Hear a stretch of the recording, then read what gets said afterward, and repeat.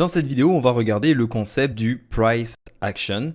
On va regarder des exemples où est-ce que le price action sera très bon et des exemples où le price action sera très mauvais. Donc, le concept du price action, qu'est-ce que c'est?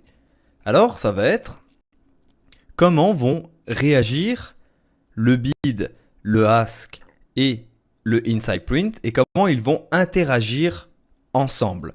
Donc, pour avoir du bon price action, ça voudra dire qu'on va avoir du bon trading. Donc, quand on dit qu'il y a du bon price action, ça veut dire que les bids et les asks vont grossir, vont se réduire, qu'il va y avoir beaucoup d'échanges au niveau du inside print, que les acheteurs vont attaquer les vendeurs et les vendeurs vont essayer de se défendre, et les vendeurs vont essayer d'attaquer les acheteurs, le marché va bouger. Donc c'est ça qu'on va appeler du bon price action. Et quand le price action est mauvais, eh bien ça voudra dire qu'il n'y aura pas beaucoup d'échanges, il n'y aura pas beaucoup de volume et donc de ce fait, le trading ne sera pas intéressant. Donc, selon le niveau où est-ce qu'on va se trouver, le price action va avoir une importance capitale. Donc si on est dans les plus bas du marché, par exemple comme ici, eh bien, donc on voit que j'ai initié un trade à 20,205. Qu'est-ce qu'on s'attend au niveau du price action?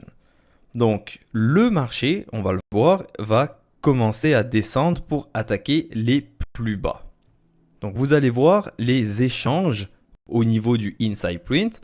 Vous allez voir les bids qui se retirent fur et à mesure que les vendeurs vont placer des ordres marchés.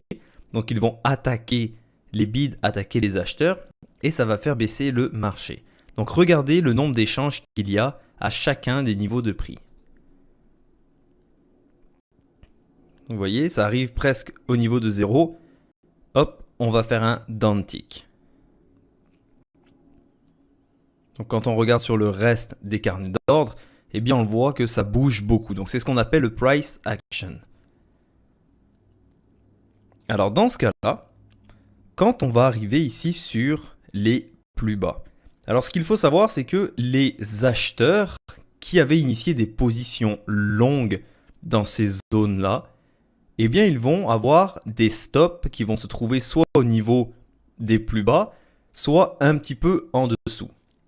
Et donc quand le marché va casser les plus bas, ça va déclencher les ordres stop des acheteurs.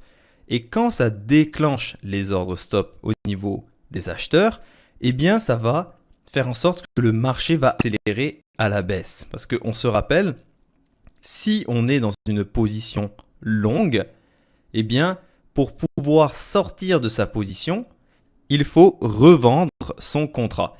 Donc quand on est acheteur, on revend notre contrat.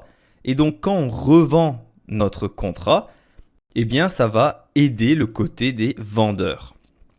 Et au contraire, quand on est un vendeur, quand on a initié une position short, donc comme dans mon cas ici, eh bien pour me débarrasser de ma position, il va falloir que je place un ordre au niveau des bids, au niveau des acheteurs, pour que quelqu'un reprenne possession de mon contrat.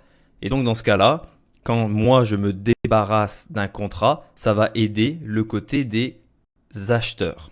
Le ZN ici va casser ses plus bas. Et donc quand il va casser ses plus bas, eh bien on va voir au niveau du price action que ça va se mettre à accélérer pour deux facteurs.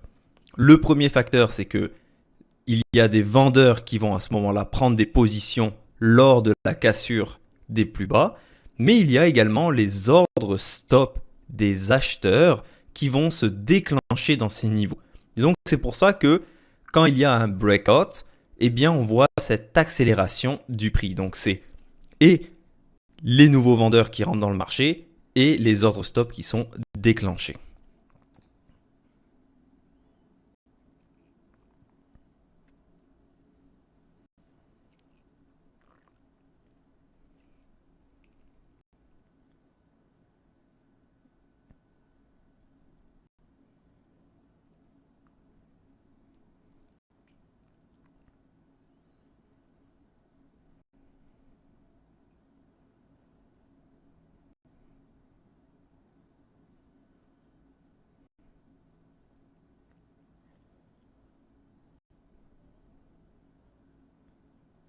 Et regardez, quand on va se mettre à casser,